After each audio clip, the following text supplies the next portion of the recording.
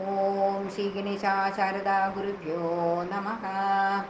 അമ്മേ നാരായണ, ദേവി നാരായണ, ലക്ഷ്മീ നാരായണ, മുദ്രേ നാരായണ. അമ്മേ നാരായണ, ദേവി നാരായണ, ലക്ഷ്മീ നാരായണ, ഭദ്രേ നാരായണ. ഓം ശ്രീ മഹാദേവ്യേ നമഃ. അത സപ്തവിംശദശകः സദാച്യവതാരः.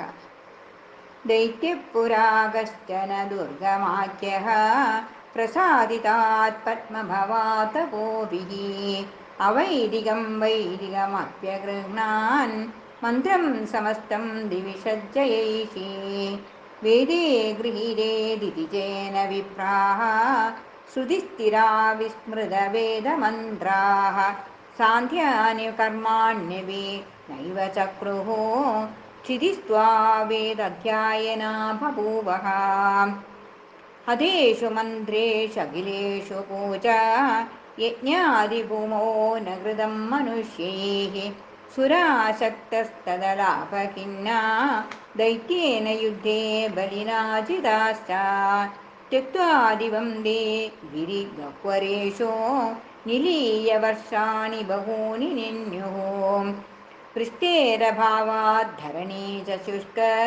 जलाशयादर्शनिपीडिताभूत् सर्वे तृषाराश्च हिमाद्रिमेत्य त्वां ध्यानपूजानुदिभिर्भजन्तः प्रसादयामासुरनेककोटि ब्रह्माण्डकर्त्रीम् अखिलार्तिहन्त्रीम् दृष्टादयार्द्राक्षि सदा त्वमेभिः कृपासु वर्षैर्नवरात्रमुर्व्यां जलाशयान् पूर्णजलांशकर्त जनाशदाक्षीत्यपितां दुदुस्ते क्षुत्पीडितानां च चराचराणां सर्वत्र नानाविधमन्नमिष्टं स्वादूनि मूलानि फलानि चादाः शाकम्भरी प्रथिता ततो भूः दैत्यस्तु विज्ञाय समस्तमस्तशस्त्रैः ससैन्यैः प्रहरन् बभूस्ते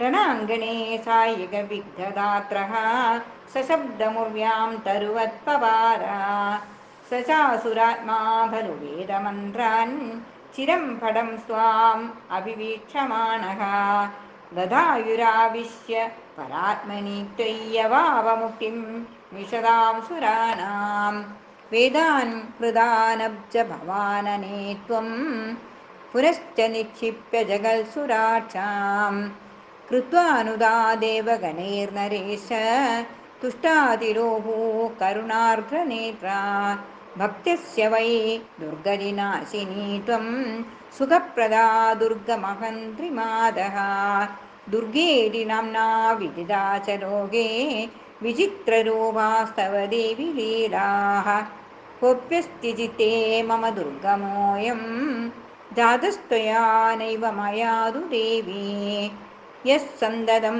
धृत्यति मे तमाशो संहृत्य मां रक्ष नमो नमस्ते.